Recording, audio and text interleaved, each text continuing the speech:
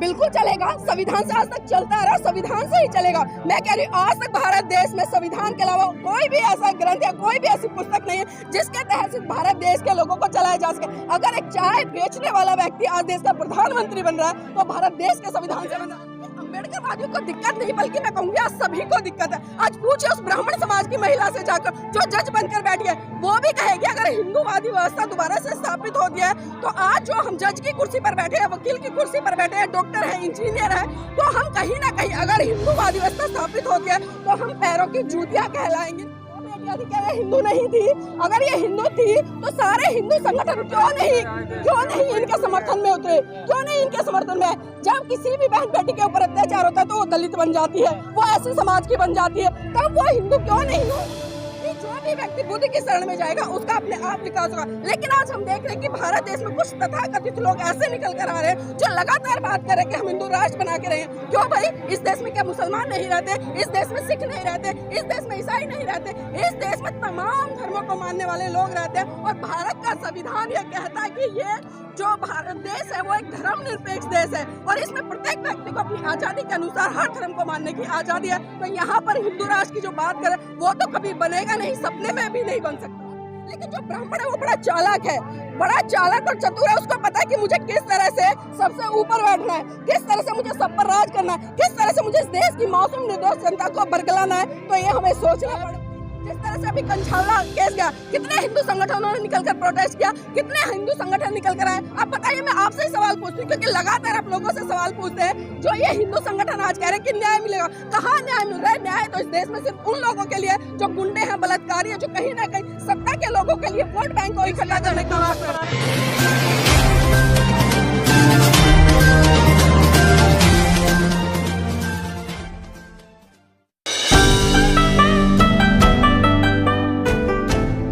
देखिए, बिल्कुल पॉसिबल है, क्योंकि पॉसिबल इसलिए है क्योंकि भारत देश के संविधान को लिखने वाले परम पूज्य बाबा साहब थे।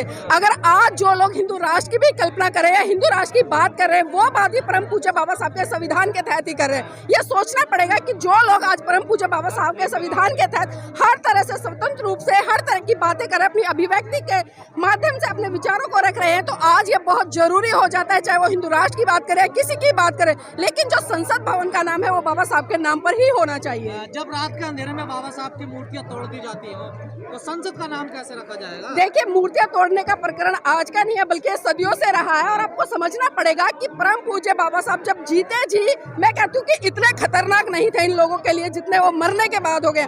आज उनको उनकी मूर्तियों से डर लगने लगा है। और आप देखिए, दिन दहाड़े नहीं बल्कि वो रात के अंधेरे में बाबा साहब की मूर्तियां तोड़ते हैं। तो इसी से आप अनुमान लगा सकते हैं कि एक जिंदा अम्बेडकर इतना खतरनाक नहीं था जितनी उनकी मूर्तियां खतरनाक है।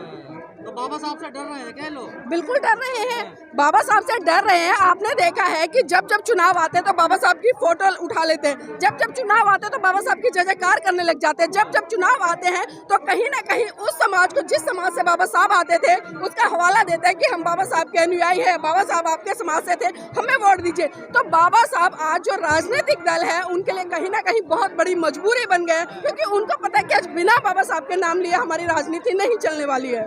अगर बाबा साहब का नाम रख दिया जाए नई संसद का तो क्या फायदा होगा हम लोगों को? देखिए, फायदा क्या होगा विश्व स्तर पर। अगर मैं परम पूज्य बाबा साहब की बात करूं, मुझे ये बताइए, भारतीय जनता पार्टी के पास में ऐसा कौन सा चेहरा है जो आज वर्ल्ड लेवल पर फेमस है? अगर परम पूज्य बाबा साहब की मैं बात करूं तो उनका दुनिया में फेमस किसने कहा? देखिए, आप अपने नाम का अपने मीडिया के प्रचार के माध्यम से कितना ही करा लीजिए, लेकिन अगर मैं इस देश के सबसे मजबूत व्यक्ति की बात करूं, वो आज इस दुनिया में नहीं है, लेकिन उसका नाम का डंका जिस तरह से बजता है, चाहे मैं बराक ओबामा की बात करूं, जिस तरह से बराक ओबामा ने कहा कि अगर डॉक्टर अंबेडकर हमारे देश में पैदा होते तो हम उन्हें दुनिया का सूरज कहते, और जिस तरह से परम पूज्य बाबा साहब को तमाम उन डिग्रियों से नवाजा गया, तमाम उन उपाधियों से नवाजा गया, तो इसके से लगता है कि परम पूज्य बाबा साहब के कारण जो पार्लियामेंट है उसका नाम होना चाहिए और उनके आधार पर ही होना चाहिए। सारे साधु संत लड़ाई लड़ रहे हैं, हिंदू राष्ट्र होना चाहिए, आपने नहीं लड़ाई। देखिए, साधु संत कौन सी लड़ाई लड़ रहे हैं, मैं तो समझ में नहीं आ रहा। साधु संत का मतलब क्या है? जो साधु संत है वो साधु संत के भेष में, मैं कहूंगी कि गुंडे हैं, मवाली हैं,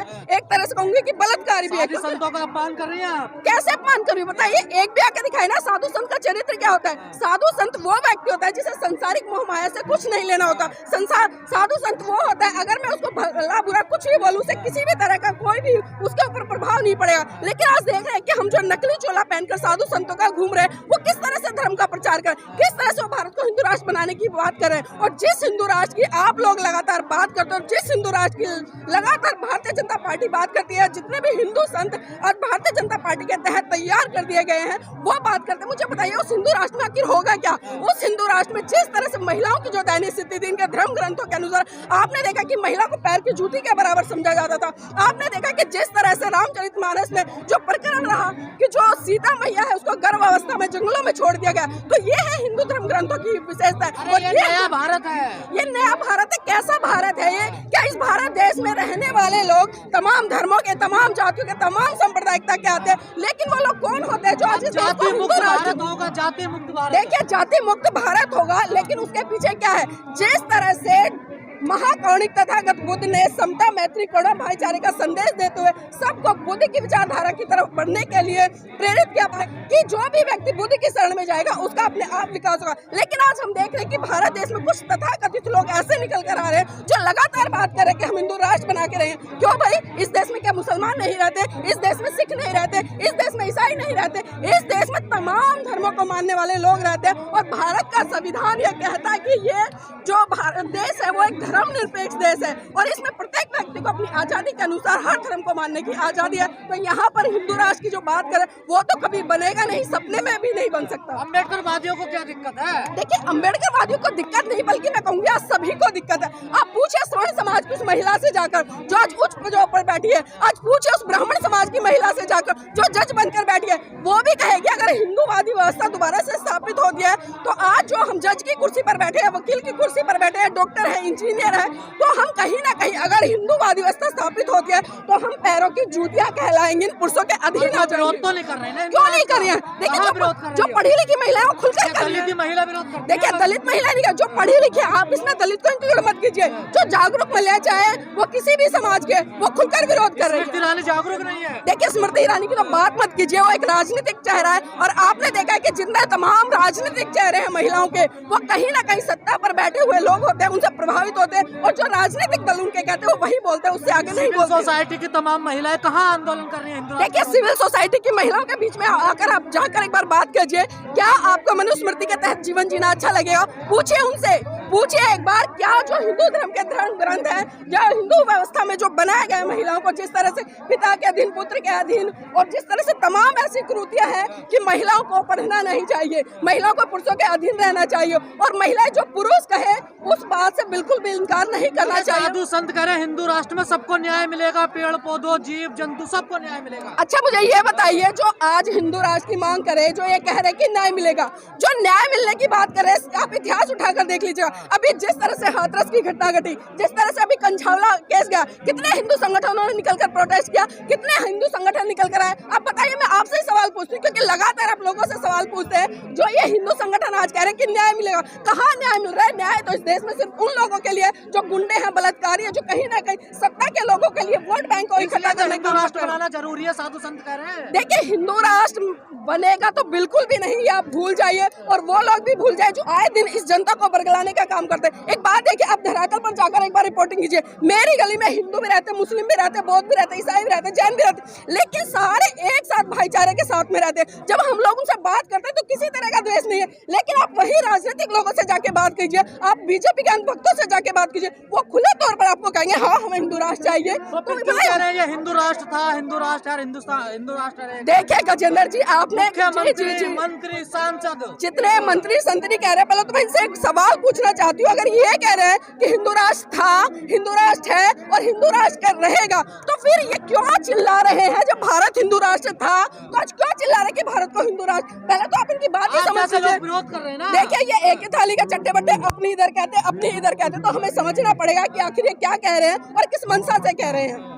अम्बेडकरवादी कह रहे हैं देश संविधान से चलेगा। बिल्कुल चलेगा, संविधान से आज तक चलता आ रहा, संविधान से ही चलेगा। मैं कह रही हूँ आज तक भारत देश में संविधान के अलावा कोई भी ऐसा ग्रंथ या कोई भी ऐसी पुस्तक नहीं है जिसके तहत सिर्फ भारत देश के लोगों को चलाया जा सके। अगर एक चाय बेचने वाला व्यक्ति आज देश का प्रधानमंत्री बन रहा है तो भारत देश के संविधान से बन रहा है। आज जो महिला स्मृति ईरानी जैसी महिला राष्ट्रीय ग्रंथ बना देना चाहिए, धीरेन्द्र शास्त्री क्यों कह रहा है? फिर मैंने देखिए कल भी कहा था कि जिस राष्ट्रीय धर्म ग्रंथ को ये बात बनाने की कर रहे रामचरितमानस को या हिंदू धर्म के जितने भी ग्रंथ हैं इनको बना, मैं इनसे पूछना चाहती हूँ, खासकर मैं धीरेन्द्र शास्त्री से ही पूछना चाहती हूँ कि आप जो आपके हिंदू धर्म के ग्रंथ हैं उनको राष्ट्रीय धर्म की जो मान्यता वो दिलवाना चाहते हैं तो किस आधार पर दिलवाना चाहते हैं? और आपके हिंदू धर्म ग्रंथ, वही हिंदू धर्म ग्रंथ जो एक गर्भवती महिला जो कि सीता है उसको छल कपट से वनवास में छोड़ाते हैं, कैसे कर रहे हैं बताइए ना। सनातनी असनातनी चल रहा है। अब इनकी तो यही समझ में नहीं आता, कभी ये हिंदू बन जाते हैं, जब हम इनको हिंदू बोलते हैं अरे हमें गाली मत दीजिए, क्योंकि सुप्रीम कोर्ट की एक बार जजमेंट आई थी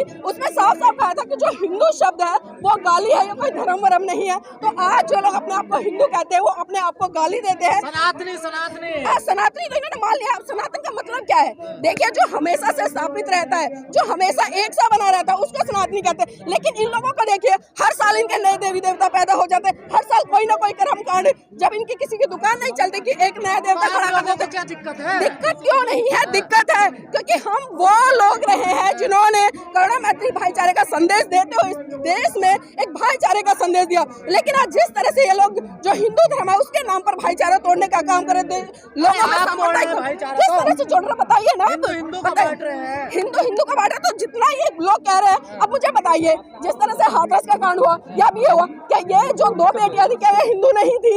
अगर ये हिंदू थी तो सारे हिंदू संगठन क्यों नहीं इनके समर्थन में उतरे? क्यों नहीं इनके समर्थन में? जब किसी भी बहन बेटी के ऊपर अत्याचार होता है तो वो दलित बन जाती है, वो ऐसी समाज की बन जाती है, तब वो हिंदू क्यों नहीं होती है? भागवत कह रहे जाति मुक्त भारत बनाना, तो दे दिए साथ। देखिए मोहन भागवत की तो बात मत कीजिए, क्योंकि मोहन भागवत ने जिस तरह से अभी पिछले दिनों एक स्टेटमेंट दी कि जो जातियां हैं वो भगवान ने नहीं बल्कि पंडितों ने बनाई है। तो ये व्यक्ति बहुत ही शातिर और चालाक है और लोगों को सोचना पड़ेगा कि जो ये स्टेटमेंट कर आखिर क्या कह रहा है। अगर इस भारत देश में जातियां बनाई है तो मैं मोहन भागवत को बता दूं कि पंडितों ने नहीं बल्कि ब्राह्मणों ने बनाई है, क्योंकि पंडित होता है पढ़ा लिखा बुद्धिजीवी और सक्षम व्यक्ति, लेकिन जो ब्राह्मण है वो बड़ा चालाक है, बड़ा चालाक और चतुर है। उसको पता है कि मुझे किस तरह से सबसे ऊपर बैठना है, किस तरह से मुझे सब पर राज करना है, किस तरह से मुझे इस देश की मासूम निर्दोष जनता को बरगलाना है। तो ये हमें सोचना पड़ेगा। बिल्कुल नहीं बनने देंगे। हम क्यों हिंदू राष्ट्र बनने दें? बताइए हिंदू राष्ट्र में जो अत्याचार है, शोषण है, जो दिन दहाड़े रोपे मार दिया जाता। अभी मैं आपको एक उदाहरण देना चाहूंगी। पिछले दिनों यही जंतर मंतर पर हिंदू संतों का एक बहुत बड़ा आंदोलन हो रहा था और वहां पर एक हिंदू संत खुले तौर पर मन से कह रहा था इन ईसाइयों को मार दो, इन मुसलमानों को मार दो, जो भी हमारे धर्म ग्रंथों का अपमान करता है उनको मार दो। अब मैं पूछती हूँ कि जो पुलिस प्रशासन जरा सी बात पे अरेस्ट कर लेता है, क्या उसने उस संत को अरेस्ट किया? क्या पुलिस वालों ने अरेस्ट किया? तो बताइए हम कैसे हिंदू राष्ट्र की कल्पना करें? लगातार अत्याचार, शोषण और बलात्कार जैसी घटनाओं को अंजाम दिया जाता हो। हमें नहीं चाहिए ऐसा हिंदू राष्ट्र।